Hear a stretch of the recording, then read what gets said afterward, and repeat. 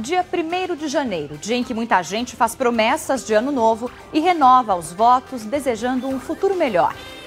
Neste 1º de janeiro de 2011, os votos foram coletivos. O Brasil viu uma mulher assumir pela primeira vez o cargo mais alto do governo do país. Foi também a primeira vez que o já acostumado Brasil viu o presidente mais popular até então deixar o cargo, depois de 8 anos. Seguindo os protocolos, com discursos mais longos e alguns momentos de emoção, Dilma foi empossada diante dos olhares de 190 milhões de brasileiros. Naquela hora ficou claro que governar não é questão de gênero, mas de ética e compromisso. No Uniblog de hoje vamos falar sobre a posse da presidente Dilma Rousseff.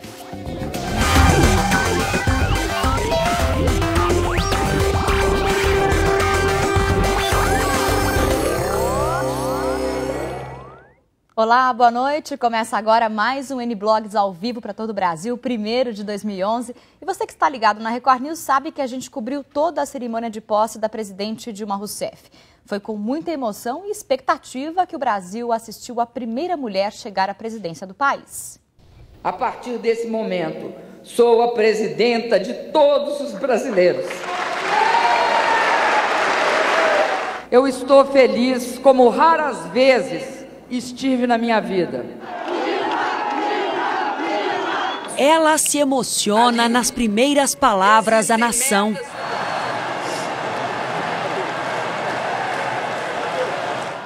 Ele se desmancha na hora do adeus. E o povo na Praça dos Três Poderes chora pelos dois.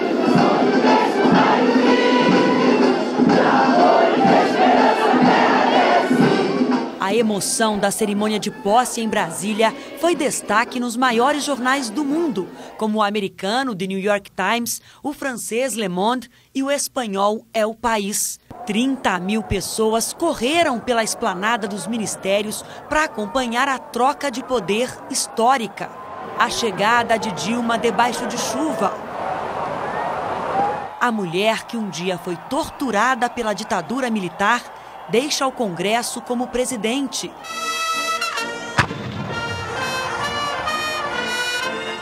Beija a bandeira e passa em revista as tropas.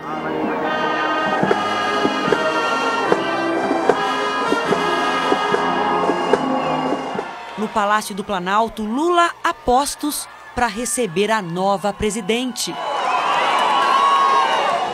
Dilma dá os 50 passos mais marcantes da vida dela. Recebe de Lula a faixa presidencial e um abraço acolhedor.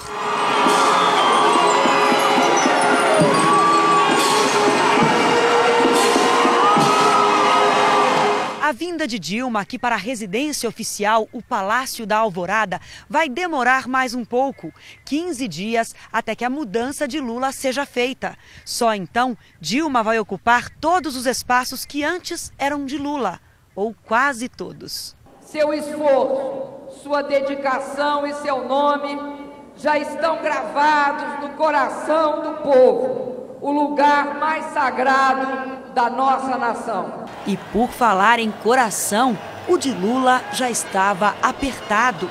Ele sai do Planalto de braços dados com Dona Marisa e Dilma. Atravessa a rua em direção ao povo e se entrega. Lula prolonga a despedida por mais alguns segundos. O poder agora é dela. A saudade é toda dele.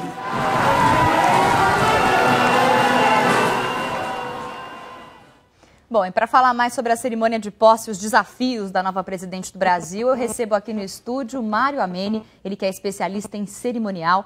Está aqui com a gente também o nosso blogueiro convidado de hoje, do Portal R7, Eduardo Marini. Sejam bem-vindos, obrigada pela participação no N-Blogs.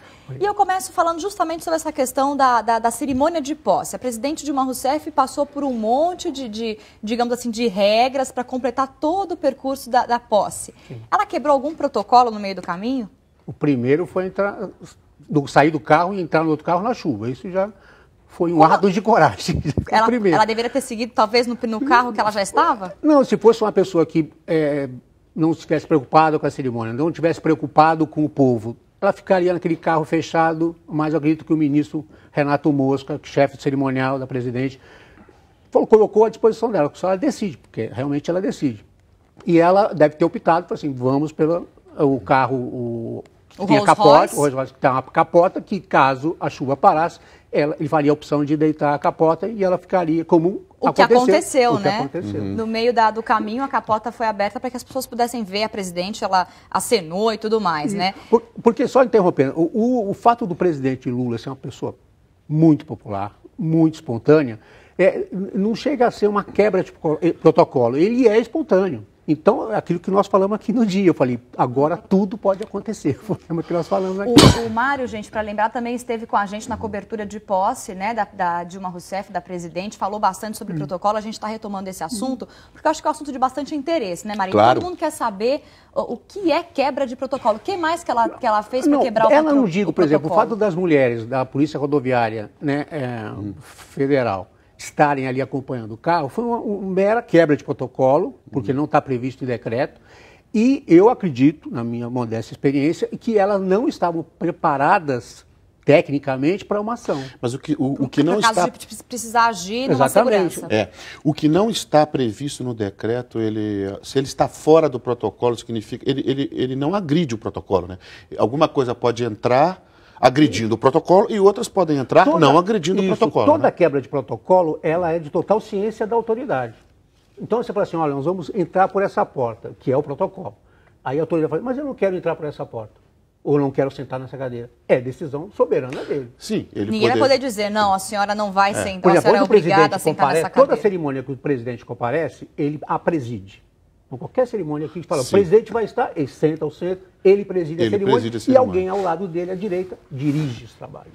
Então isso é problema. Aí pode chegar e falar assim, não, eu quero homenagear uma pessoa, que eu fui em um clube, eu fui visitar alguma cidade, quer prestigiar essa pessoa que é amiga, alguma coisa assim. Então ele dá um lugar para a pessoa, e que é uma quebra de protocolo. Ele pode, tudo bem, ele pode quebrar o protocolo, mas o que eu perguntei no caso específico da questão da segurança que o senhor falou agora, acompanhando a presidente, lá, a questão qual é? A questão é que é o seguinte, tá?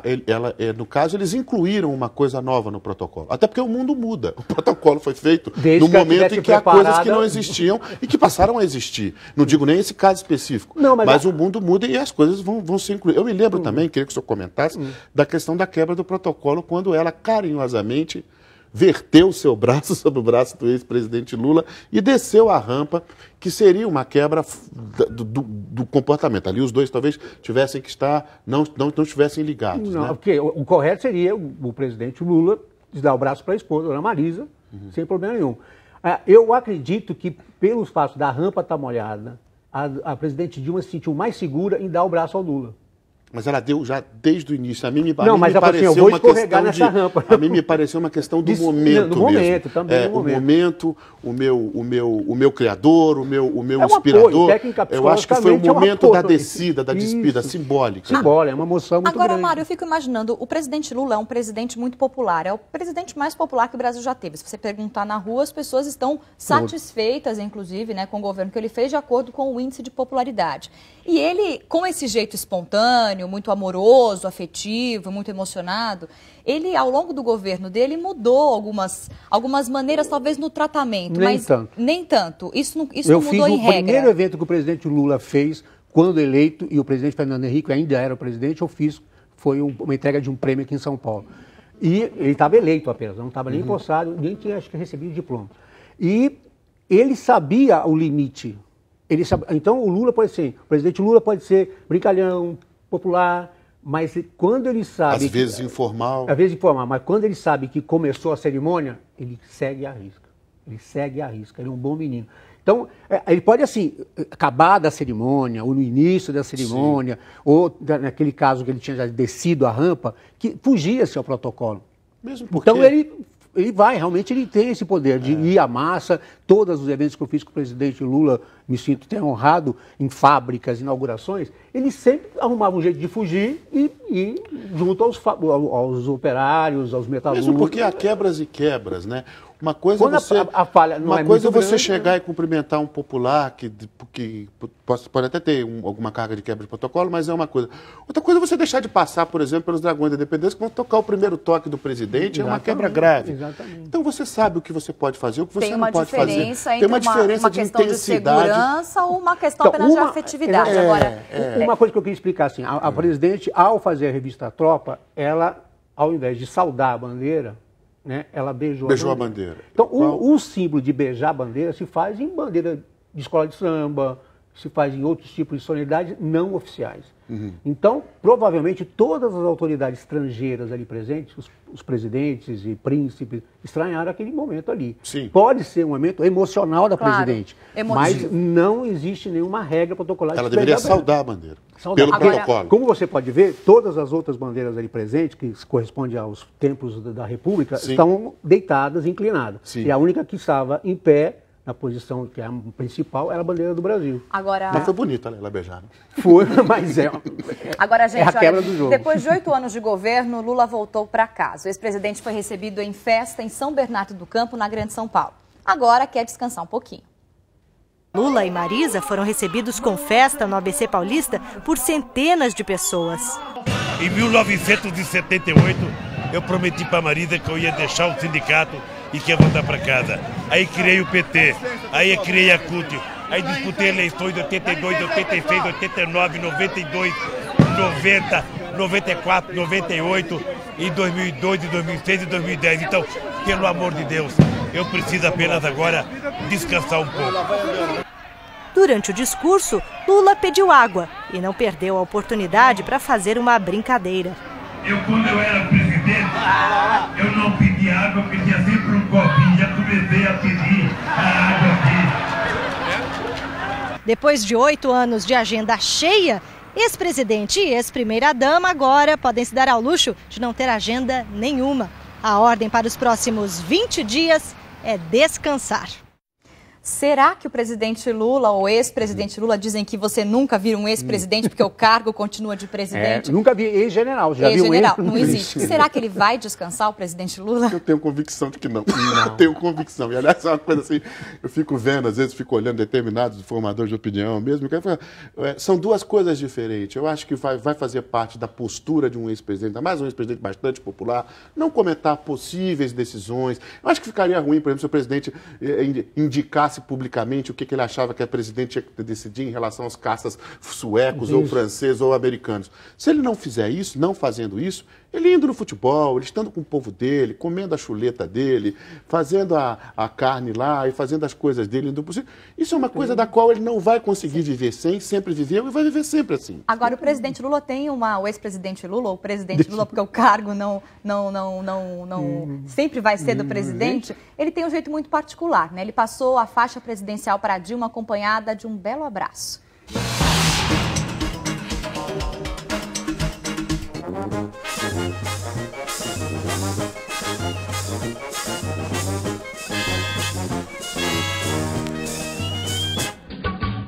Aquele abraço pra você que me esqueceu. Aquele abraço, alô, Rio de Janeiro. Aquele abraço, todo o povo brasileiro. Aquele abraço. Com a Cláudia Matarazzo, a gente fala assim. Muito afetivo, presidente Lula. Você dizia, Mário, você faz palestra pelo Brasil? Com a Cláudia Matarazzo, né? E sobre etiqueta e exatamente esse tipo de abraço que a gente faz. Evita esse abraço. Porque é empolgante para quem está dando, mas eles estão empolgantes para quem está recebendo.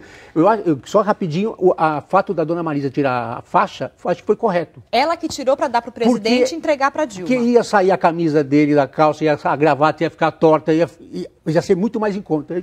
Tirou, foi mais fácil. Foi bacana, conseguiu fazer a passagem da faixa de um jeito bonito, elegante e como tinha que ser, né?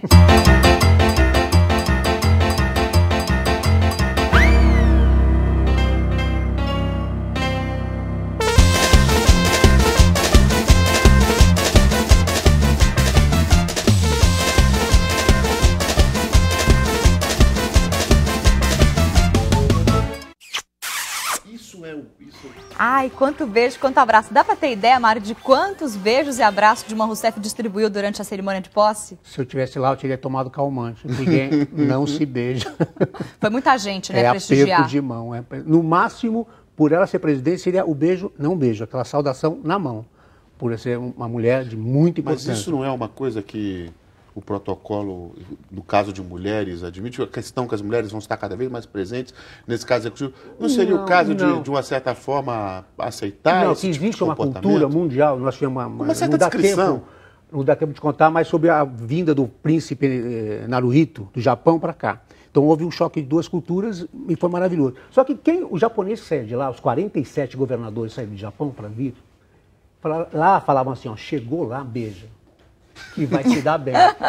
Aí toda vez que a pessoa chegava no palácio, né, que a Cláudia Matarazzo, que é chefe cerimonial, ia na porta do carro, eu abria a porta, o governador já saía beijando. Dando um beijão. Porque lá tinham falado assim, chegou no Brasil, beija.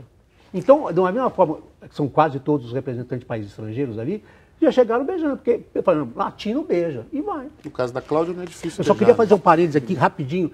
Eu achei, não foi quebra de protocolo, mas um prestígio altíssimo, que quando a presidente Dilma estava recebendo as altas autoridades, chefes de estados estrangeiros, príncipes, ela chamou a diretoria da Record. Verdade. Antes de todas as outras demais autoridades brasileiras. Pastor Edmar, isso não é, nossos colegas aqui não da é Record. Quebra de protocolo. Isso foi um alto prestígio, quer dizer, levou a um alto padrão muito importante. Muito bacana. Muito bacana. Muito bacana. Agora o Eduardo Marini vai falar um pouquinho pra gente do que tem na coluna dele, no blog dele, lá no portal R7. Marini, o que temos eu hoje? falei muito rapidamente, eu fiz algum comentário sobre essa questão da Dilma, comentei algumas questões da roupa, do discurso, de quantos minutos o discurso durou, e algumas curiosidades, e fiz também um post sobre a Marcela Temer, que foi uma coisa que chamou a atenção. Ela que é a mulher do vice-presidente Michel Temer. Com um detalhe curioso, quer dizer, a Marcela Temer tem 27 anos e já no meio político ela é conhecida, ela é casada com o vice-presidente há quase 8 anos, ela é conhecida. O que gerou todo esse barulho foi o fato dela ser da juventude da internet, que não a conhecia, mais nova que ela, ter visto uma moça tão bonita e mais jovem que o presidente e ter destacado isso na internet. Ela entrou às 3 da tarde nos trend topics do Twitter, ficou entre os 10 mundiais e às 6 da manhã do dia seguinte não tinha saído ainda. Todo a turma mundo não deixava. Falando da Marcela Temer. Você vê engraçado, um jornalismo com um pouco mais de idade, uma classe política com um pouco mais de idade, foi pautada, forjada por uma juventude e ela, de uma certa forma, cresceu aí. Estourou e tal. Mas não teve nada de roubar cena, claro, né? Claro. Cada um na sua atividade. A presidente Dilma brilhou, a presidenta como ela gosta, e aí a esposa do vice-presidente brilhou com muita dignidade, muita beleza também. Foi complementar e muito bonito. Eu achei, dando pitaco aqui, eu achei bem, porque lá no parlatório a presidente Dilma ia ficar muito isolada. E ela, a Marcela, com o vice-presidente Temer, ela compôs uma família, ele compôs um junto outro com a cenário. moça, com a filha da presidente? Não, mas a filha não estava. Não estava. Mário, e a presença da filha dela no carro? Eu achei estranho o fato dela acenar para o povo, que o povo estava fazendo tchau para o presidente Dilma. E eu acho que numa questão de emoção, ela fez a saudação e dava tchau no carro e tal. Porque não era ela que estava sendo saudada, era a presidente. Mas eu acho que na emoção, né, vai e dá tchauzinho. Agora, mesmo, nesse caso, como o Michel Temer, o vice-presidente, estava junto com a Marcela, com a esposa, no parlatório, né? Dilma não deveria ter levado a filha também para o parlatório? Ou isso não? Não, porque ali quem tem o cargo é o vice-presidente Michel Temer, que estava lá, o cargo, e por questão de protocolo, estava com a esposa. Seria só o cônjuge que poderia acompanhar. No caso do Lula, a dona Marisa sempre estava com o presidente Lula em todos os momentos. Ele fazia questão, inclusive, de colocar, de fazer com que a dona Marisa estivesse com ele. Como teve uma ministra que levou a filha, que levantou a saia da ministra, vocês viram, né? Sim. Que também quebra o protocolo, porque ali também não era ambiente de criança. Na verdade, a menininha correu depois. Acho que ela parou em determinado ponto.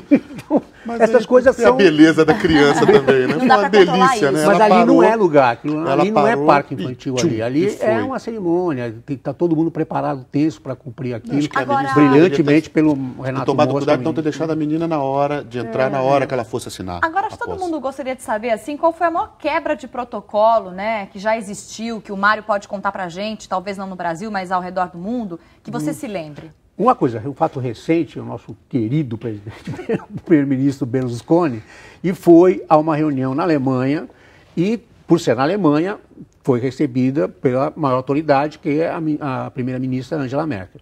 E ela ficou à porta, recebendo todas as altas autoridades. Ao chegar o primeiro-ministro Berlusconi da Itália, ela foi até a porta para recebê-lo. Ele saiu do carro e atendeu um celular, atendeu um telefone e foi até um lago passear e a primeira-ministra ficou no tapete. Ele já saiu falando, saiu foi uma falando, vergonha. tipo uma situação muito... Ele andou até a metade do pedaço em que ela chegou. Ali é uma quebra de tudo. Voltou pro carro, continuou falando, virou Muito pro celular. deselegante. Ela E ficou do carro muito... ele foi pro lago que estava atrás, de costas falando, um longo tempo, foi uma coisa constrangedora. Foi, isso é uma quebra, e aí envolve, né, um pouquinho também de bom senso também.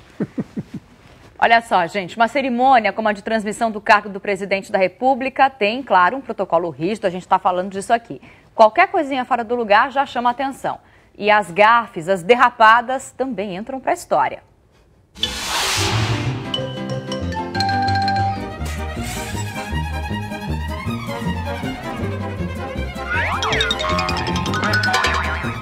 Uma gafe histórica e constrangedora. O último dos generais, João Batista Figueiredo, não passou a faixa presidencial para José Sarney. Preferiu deixar o poder pela porta dos fundos do Palácio do Planalto com um último pedido: esqueçam-me. E outra gafe bem mais leve. Fernando Henrique Cardoso recebe Lula no Palácio e na hora de passar a faixa, eles se enroscam. Os óculos de Fernando Henrique caem. Lula pega os óculos e entrega ao dono. A atrapalhada termina com um abraço.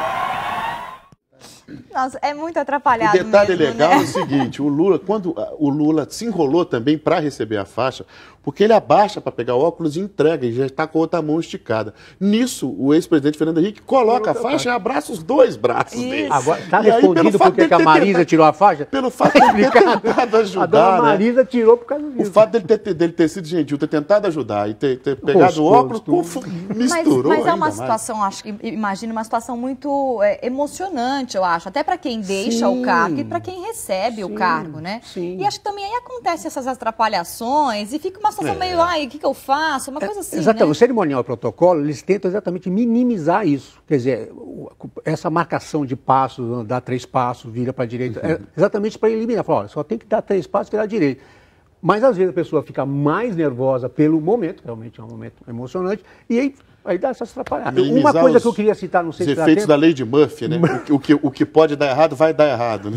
Uma coisa que eu achei gravíssimo, eu não vou saber citar quem é o governador, que fez a revista Tropa acompanhado da esposa e de mão dada. Isso não existe. Isso não existe, porque a honra da tropa, o que quer dizer a revista Tropa e a tropa perfilada? Governador? É, um governador, eu não vou realmente recordar o nome de quem foi agora, dia 1º. E a honra é dada assim, nós somos uma tropa da polícia que estamos aqui para guarnecê-lo e guarnecer o Estado ou a nação. Claro. Esse é o simbolismo. Então, o militar reconhece quem é o comandante em chefe e o comandante em chefe reconhece sua tropa, porque estão todos perfilados ali. Então, não tem que ter mulher, esposa ao lado para desfilar, para fazer revista tropa. A ordem, o comandante é só o governador ou a presidente, no caso. Mas a presidente parece que deu o braço para um dos comandantes na hora de revistar tropas ou Não, estou enganada? não. Ela beijou a bandeira, Beijou né? Foi a bandeira, essa foi que você que tinha foi dito um no começo ato, do programa. Ela parou, se curvou levemente, aí caminhou em direção à bandeira, deu um leve beijo e voltou. Exato. Foi bonito. Quebrou o protocolo. Quebrou o protocolo. Agora sim, tem uma coisa bacana que em cima do parlatório, eu não sabia isso, fiquei sabendo disso durante a cobertura do final de semana da cerimônia de posse, que em cima do parlatório só o presidente pode falar, que é a autoridade máxima. Isso, porque a simbologia ali, na Praça dos Três Poderes, tem o Executivo, o Legislativo e o Judiciário. Ali então o poder que emana ali da nação está ali. E você está num piso acima de tudo isso, é que você tem a voz O poder. Simbolicamente a voz está que supera acima exibido que você tem a voz do poder. Exatamente. Eu falo e o judiciário, o legislativo, o executivo me ouvem. Então, por isso que o parlatório é lá no alto. Agora, rapidamente, outra quebra de protocolo da posse, que foi simbólica, mas que foi até delicada, foi o fato do presidente Lula ter voltado, depois de ter passado a faixa no parlatório, para dentro do Palácio do Planalto, para poder assistir o discurso da Dilma. Ele não queria perder o discurso enquanto estivesse cumprimentando o povo, né? Mas pelo protocolo ele não poderia voltar para o Palácio, né? Já como ex-presidente não poderia voltar. Não poderia voltar. Eu não sei por que ele saiu, algum fato novo. E também não poderia ter pego o cargo da presidência da República para poder ir embora para depois, quando ele deixa o cargo, ele desce, quer dizer, o presidente Dilma acompanha até a porta, aquela porta de vidro, e ele desce sozinho a rampa. E, logicamente, havia um pedido da população, de todos nós. Ele voltou, ele manifestou que iria voltar para ver. Ele já tinha avisado que iria voltar. Ia frustrar o povo, né? Se ele não fizesse isso. Ele ia frustrar. Eu não sei por que ele saiu. O presidente Lula, ele também já é um cara que tem essa característica, né, afetiva, como a gente já falou aqui. Mas, ao mesmo tempo, ele parece que se comportou muito bem durante a posse da presidente, né? Ele deu o espaço dela. Ele respeitou exatamente, agora a era Dilma, né? Então ele falou assim, eu tenho que sair de cena discretamente, né? Não falar tanto e respeitar que a festa... Os dois foram muito bons nisso. A presidente Dilma se ganhou a eleição, se recolheu e deixou o presidente brilhar, fazer suas despedidas, seus balanços de governo sozinho. Se recolheu até a posse. E depois da posse, o presidente... Com bom senso também, recolheu e deixou a Dilma brilhar. Porque eu acho que o presidente, a gente tinha uma impressão, talvez, que ele fosse falar, né? Ou por conta mesmo de ser uma sucessora e uma pessoa... Mas aí ele parece que mostrou totalmente o bom senso. O presidente Lula é muito consciente, ele é muito consciente. Tanto nas cerimônias que eu tive o prazer de participar com ele, tinha discursos eminentemente técnicos, né? De economia, de alguma área específica, ele usava o discurso preparado. Só que quando ele sentia que o momento era popular, que era dele, ele deixava o discurso pronto, né, de lado, falava POC, né, que é o embaixador-chefe, Paulo de Oliveira Campos, que hoje está na Espanha, e falou, não quero, porque ele se garantia no discurso dele, na oratória dele, porque ele sabia que ele ia transmitir a informação muito melhor para o público do que aquele monte de números. Com o jeito dele, exatamente, né? Sobre quebra de protocolo, o que dizer do governador do Tocantins que passou a faixa para o cinegrafista? Isso é uma situação muito constrangedora, isso nem dá para dizer que é quebra de protocolo, é uma né? Delicadeza, por aí vai. A gente estava vendo umas imagens do presidente Lula agora há pouco, que estava literalmente nos braços do povo, né? Isso estava previsto que ia acontecer? Ele já tinha dito para os assessores e tudo mais? Não, havia uma intenção de que as pessoas queriam se despedir dele, ali, da forma dele, ou seja, abraçando e tal. Mas eu acredito que ali o nosso querido general Gonçalves Dias, chefe da segurança, ele tinha o poder ali. Eu acho que eles já se preparam porque sabe que o Lula vai tomar uma atitude dessa. Independentemente do protocolo que se resolva estabelecer, tinha o poder do Lula vai tomar essa atitude. Então, já que ele vai tomar, a gente se prepara para isso, porque ele vai tomar. Gente, o Univlog de hoje vai ficando por aqui. Infelizmente, o tempo é curto. Agradeço a participação do cerimonialista Mário Amênio. Obrigada, Mário, pela entrevista. E também do queridíssimo Eduardo Marini, blogueiro da R7, sempre colocando aqui as opiniões dele, as polêmicas. Muito bacana. E você também pode participar do Uniblogs, é só mandar sugestões para o nosso e-mail que aparece aí na sua tela, ou também seguir o programa pelo Twitter no @NBlogsTV. Amanhã a gente está de volta. Tchau!